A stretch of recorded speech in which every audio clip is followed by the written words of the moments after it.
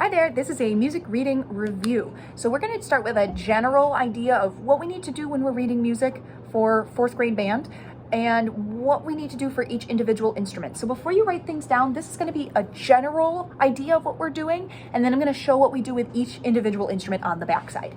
So when we learn our music reading, we read with jobs first. We do not do our every good boy does fine on the line, F-A-C-E, face in the space first. We teach it so that students understand that there is a name that aligns with each of the notes that they have, but we do jobs because that helps us establish a sense of tonality in major and minor tonalities. So what students learn first is they learn where their do is. So let's say I'm in flute or an oboe and I am in the key of B flat do. My do is on the B line. I can do my every good boy does fine on the line to find that B flat do. Then we take a look at the pitch direction. So if the pitches are going up, we know that we're going to go up the scale. If the pitches are going down, we know that we're going to go down the scale. So my pitch goes up to re, to mi, fa, so, and so on. If they see the pitches go down, we go down the scale. Do, re, mi, fa, so, fa, mi, re, and do would be on that extra line. Now, let's say that I have a note that doesn't have a scale leading up to it and I just have to find it. What I need to do, I'm going to show you here, 3, 4, 5, we're going to do this. Let's say I have a note in this space. I have to count every line and space going up using my scale. So I would start on my middle do line and I would go do, re, mi, fa. That tells me that that note is fa. And then every note after that, I would just kind of look at the relationship to the next note.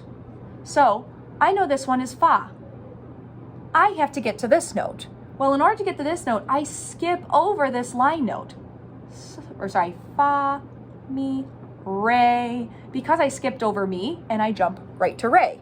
I could also think of it as, oh, well, my do line's right here. This is the note above do. So that must make it do. So I have fa, re, and then I have this note way up here.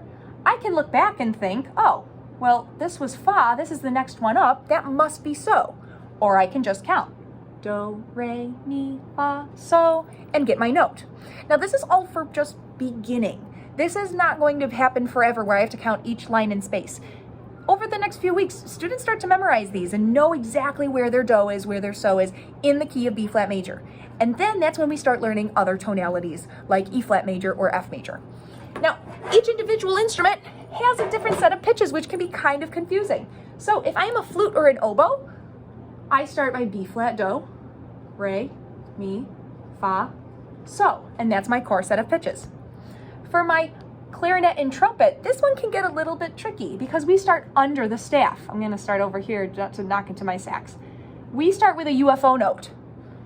Then we have re, mi, fa, so. What I tell students when we are working and trying to find, let's say this pitch, is we have 2 invisible notes under the staff, and then we count up. So I'm going to count my 2 invisible notes, do, re, mi, fa, so, to get to that pitch. Horns start in the F space, re, mi, fa, so. Saxophones start on the G line, which is the second line on the staff. Do, re, mi, fa, so. Baritones are a little bit different because we are in bass clef. This is also going to be for trombones. We're going to start on this do line. This is B flat do because in bass clef we do a slightly different arrangement of pitches. Do, re, mi, fa, so. And if I'm percussion, I'm going to follow the same thing as my clarinet mentality, but 1 note down because my note is B flat do. I like to think of this as B below the line. C, I can see through the line. That wasn't very good.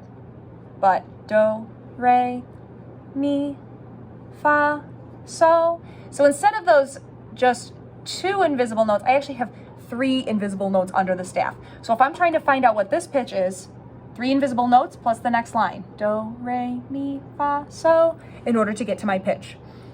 If you have more questions past this, you are more than welcome to send me an email and ask, but this should get you started on where your first 5 pitches are for your student, and let me know what you need.